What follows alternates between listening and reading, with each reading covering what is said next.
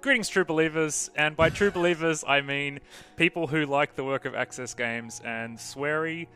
This is D4. My name is Cam Shea, and with me is Tristan Ogilvie. Hello. And I've reviewed D4. Well, this part of D4. It's an episodic game.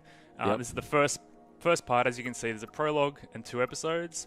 And as we discussed this, I thought we'd hop into episode 1, which is kind of the first kind of setting proper, and then we can still jump back to the location that the prologue takes place in. So let's take a little look before we set the scene. Cool. I don't know about you, but I'm expecting this to be a very traditional experience. No surprises whatsoever. Yeah, no, I mean, yeah, obviously, I assume that a lot of people watching this would know that this is from the mind of Sweary of Deadly Premonition fame. Yep. That game, I mean, I personally was an enormous fan of that game, despite the fact had awful controls, awful graphics, awful combat. Yeah. Well, you'll be pleased to hear the graphics are really good in this one. Okay. The controls are still awful, which is just part and parcel of the experience. But yeah, like compared to we won't dwell on Deadly Premonition too much because we've got to assume that a lot of people haven't played it. Yep. But whereas that game was an open world kind of horror game, very Twin Peaks inspired, this is a much more contained thing. There's still a kind of a decent ensemble cast, but it's like a handful of settings that you kind of explore in a lot more detail. There's a lot more density to them, right. and it's a whodunit as well though.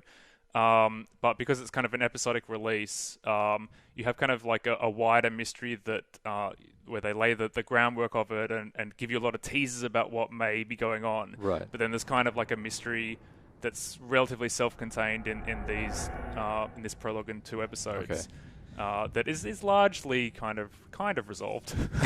Is D4, like I know it stands for Dark Dreams something. Die, dude. Die. But D4, is it an inversion of 4D, i.e. time travel and that kind of stuff? Is there a time travel element, or am I? There absolutely is. Okay, cool. So I'll just quickly set the scene a little bit. He's actually kind of talking through it at the moment. So this is David Young. This is the main protagonist. And he is a detective with he was a detective with the Boston Police Department, and that brings its own joys too, because he and his ex-partner both have these full-on Boston accents, and the game is very much set in Boston, and they talk about Boston, right. and his partner has a fight with his wife, which is about Boston versus New York, and they talk about clam chowder, and it's just typical kind of stuff. Yeah. But it's pretty bold, because the Boston accent's kind of interesting to begin with, so Yeah, I can't really judge I'm if not this going to is... attempt to try. Yeah. But it does kind of help. The accent actually does help give the game a very off-kilter, another Right. kind of off-kilter element that I think works really well. Cool. So this is David Young. Yeah, he was a detective with the Boston Police Department, but his wife was murdered. He was actually at the crime scene, which is actually in his house, but he lost his memories that night. He's got a bullet embedded in his head. Still. Okay. And he's gained this... Is it like Homer Simpson with the crayon up his nose? He's become a much better detective. So he lost his memories, but he's gained a save for his wife's final words, which were "look for D." So that's where the Intriguing. D is a very heavy theme in this game. And bubblegum. Look for D, but he's gained the ability to travel in time, or travel to the past, by using what they call mementos, which are basically like objects imbued with, some kind of power, and he can touch those and be transported back to a particular location. Memento, an obvious nod to the film Memento, or is that just a coincidence? I mean, I'd say that's a coincidence. Well, who knows, actually. Well, who knows? Yeah. So anyway, he's just jumped. He's used a memento to jump, and he's found himself on board a passenger plane. Now, you're obviously playing this with a controller at the moment. The game was originally designed to be a pure Kinect experience, but I guess you might get into that a bit later. But it's obviously a good thing that they added controller. Absolutely, absolutely. As a Kinect game. It's just frustrating and tiring and unreliable, and it's everything I dislike about Kinect summed up in a single game. Yeah. So I very quickly just switched to a controller, and while the controller controls are still kind of a little on the clunky side, so this is this little Peggy, his dead wife, or he's mistaking her for his dead wife. But the controls work well enough, and it's okay. And so here, there's this thing called a sync kind of rate, where I have to try and think like him and respond as he would, and I get kind of bait points. I'm just gonna be I like sleazy. the bubble gum just. Yeah. So 2% synchro rate, Not which a means ghost. that's absolutely not what he would have done. Just Right. the most But you can just beautiful ignore that woman I've whole ever mechanic. seen. So there's no consequence. Unless you want to, Please, unless you not want to today. score 100% on everything. So it ties into the action sequences, it ties into the conversation, ties into a whole bunch of Okay. things. Little Peggy. So the reason he's jumped to this plane is because he knows that this plane is going to be struck by lightning. But on the plane is a drug dealer who's being escorted by a U.S. Marshal who has information about a kingpin related to a drug that's implicated in his wife's death. Right. And so when the plane's struck by lightning, this guy just disappears into thin air. Okay. And so he's basically jumped to before the lightning strike to try and find out what this guy knows and try and work out how the hell he just disappears off a commercial airliner. This is intriguing stuff. Yeah, so that's kind of the setup. And it's kind of, it's a little bit like a point-and-click adventure game in that you have to kind of, yeah. Did you do that or? Yeah, so what you're seeing is like everything I kind of hover over already has kind of like information associated with it, right? Right. But you have to actually observe that. So you basically just hover over things, and yeah, he makes observations about it, and some of them are quite pithy and kind of entertaining, and you can also just push people, so you can push and interact. Right. Yeah, so it's very much kind of a locked box. You know, you've only got a small area that you can explore right now. So, you know, you just kind of start looking, and you can switch to detective mode that kind of shows you the stuff that you can interact with in, Cool. in the environment. And you him. just... Let's hear his reaction. Hey! So this is the U.S. Marshal. This is the U.S. Marshal, and next to him is Zapatero, who's the drug dealer that you want to try and interrogate. Okay. So it's very much story driven. Like, it's not like you know, there's any kind of real action beyond like a handful of kind of quick time sequences that are actually really entertaining. And it's not like there's like puzzles to solve or anything either, really. Okay. It's very much just driven by characters and dialogue and trying to kind of work out what's going on. And there's a bunch of kind of submissions that you can unlock that, yeah, like there can be like fetch quests, or like there's a flight attendant who gives you a 3-part quiz about aviation. A quiz? Yeah, like a quiz, Okay. like, hey, what are the plane's tires? You know, is it oxygen or is it nitrogen or is Right. it? It's So just it's educational as well. I've learned an awful lot. Yeah. All right, so I'm just gonna be. Shut it, Baldy. Yeah, I'm just gonna be horrible. Only those with hair get That's to not speak. David Young's style, though, as you can see from the synchro rate. I just straightened it up. So it's actually quite an intriguing kind of Shaving story, it and means you don't have I it. found that Stay out of this. there's a lot of unnecessary elements that have been included. Like, Young has 3 separate resource meters to kind of pay attention to. His health, which is obvious. A vision meter, which basically means that you can't just keep switching to that detective mode all the time. Right, okay. Although you can just fill it up again by drinking something. And then there's a stamina meter. And basically every single thing you interact with in this world right. uses up stamina. Every button press. Yeah, but Wow. again, you can refill your stamina just by eating stuff, and it's never a problem to top it back up again. So it's just purely a system for a system's sake.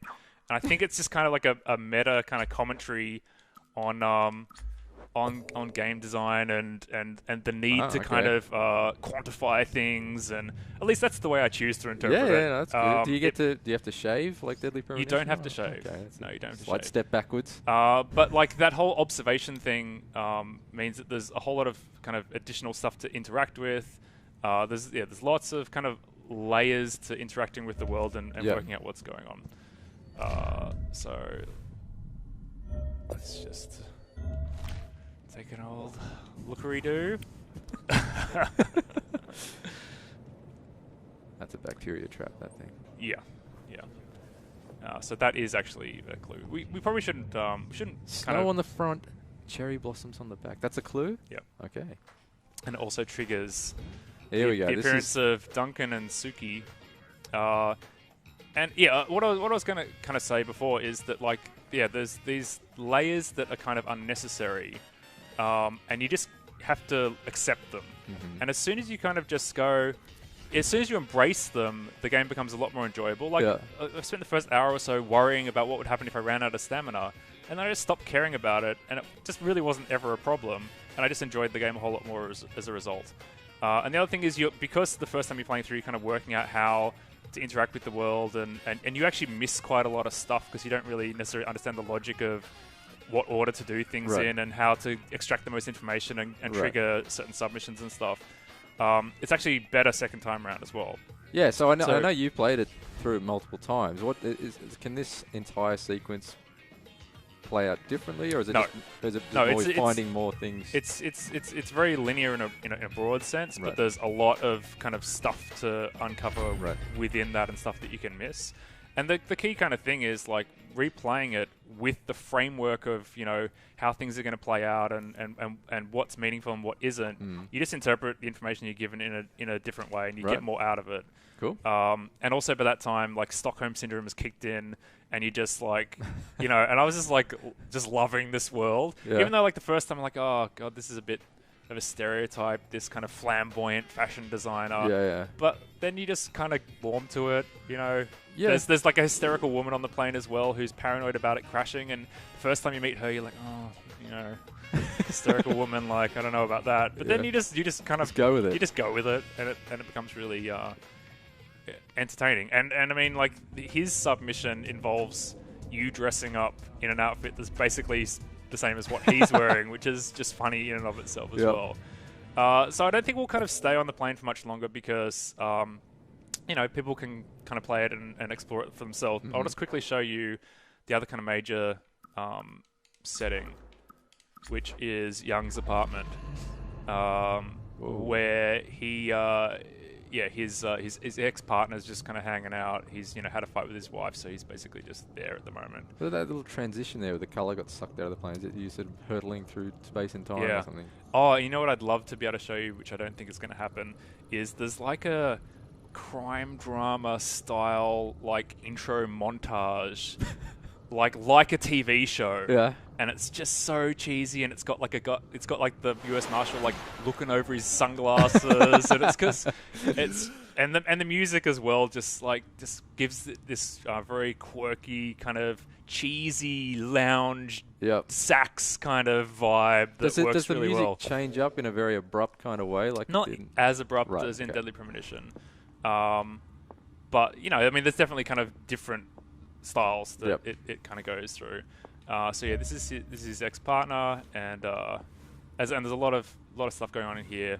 You can change all their outfits and stuff for no reason. Again, there's just systems that are just there for no reason. Yeah. This is his freeloading lodger, who's also his cat, which is established in kind of flashbacks to his life with his wife, their cat Amanda, and this is she's a cat, and so she appears in the plane as well, and you can buy food and drinks from her. But wait. So she turns into a cat, or she was a cat previously? She was a cat. Right. Okay. I mean, there's a lot of cool stuff that kind of. Hey, Forrest Kaysen was a character. Yeah, I know. Yeah.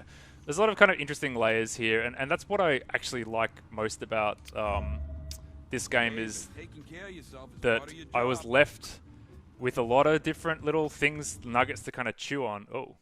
Classic Xbox. We are live here, people. So we'll just have a chat to him while we talk. Got any more details on the and there's a bunch of different ways the kind of wider case could potentially go, and some of them are quite dark.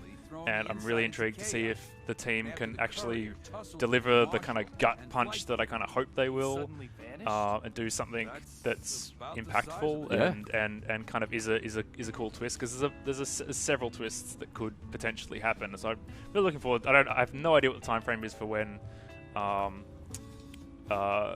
when the next set of episodes is released. So I thought this might be a good kind of place to end our little chat. I mean, We'll kind of save the action sequences for people to kind of see for themselves, and just some of the more kind of moment-to-moment stuff. Like you can kind of work that out. I just thought this kind of highlights the general kind of vibe of the game quite nicely. Because Case 4 stakes. Oh yeah, yeah. He's got quite a hefty appetite. Does Forrest Gayson?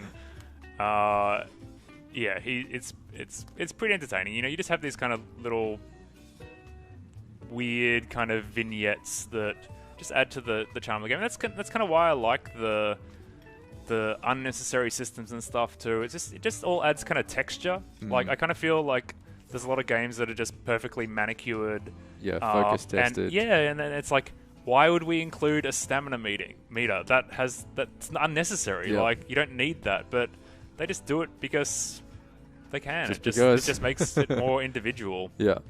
All right, so maybe this sequence is going to be longer than I thought it would be. But yeah, so there's kind of like a core kind of ensemble cast that you meet and chat with and find information out from. There's kind of secrets to discover. Again, like there's medals to find that are just not acknowledged at any point, and they're just there for stuff to collect. And there's magazines to read, and some of which kind of have a bearing on the case, and some of which are like there's a lot of talk of ice hockey. For instance, like in the history of the Stanley Cup. Yep. I would say I know more about Stanley Cup now, except that I skipped it. There's also like a tourist magazine that has like an impassioned kind of appeal to why you'd want to travel to Japan, and like why the culture's kind of interesting. And wow. Yeah, so it's a very kind of Western game, apart from that little kind of thing, which I thought was quite cute. Yeah. But yeah, so Kaysen's still on the Boston PD, so he kind of can help David Young out with bits and pieces, and that's how he kind of gets the mementos and things, because it's evidence that probably shouldn't be taken home. Cool. But yeah, I mean, and as you can see, like it's really nicely presented. I mean, I guess that's kind of what's going to happen when you have like a much more contained set of environments. But yeah, I mean, think back to playing Deadly Premonition, just how shocking a lot of that looked. I mean, it looked awful. Even the HD remake was awful. The director's cut still looked like a late-gen PS2 if game. anything, it looked worse. Yeah. So it's cool to kind of, get the full quirky force of the Access Games experience, but with like a nice presentation. And I can't speak to the authenticity of the Boston accents, but I think the voice acting is really good. I really like the music. Yeah. So in a nutshell, is it kind of like a David Cage game if he was even more insane and Japanese? No, because there's no branching, and there's right. And also, like, I mean, it's really worth pointing out that this is not something for you to solve. There's a lot to chew on when it ends, but like it's not really like you're putting the pieces together. Like, there's this, hey, find the clues segments, and then you find them, and then he kind of announces what he's deduced based on that. Right. So this is not a game for kind of wannabe detectives. It's a game for people who just want to sink into like a unique world and interesting kind of characters, and just it's just different. It's a different experience, and yeah, I mean, like I enjoyed it, but I can't give it any more than 7 out of 10. 7 out of 10. That's still a good score. Sorry, didn't want to cut you off just then. All good. Well, yeah, D4. Check it out. Better without Kinect. Better without Kinect, as are most things in life. Sorry. I would say sorry, Kinect fans, but who are they? You'd just be screaming into the wind. Yeah, that's right. All right, so so thanks for listening, and I hope people also get the vibe this game's going for, because I really like it. Awesome. Yeah. It looks good to me. Yeah. Okay. Cool.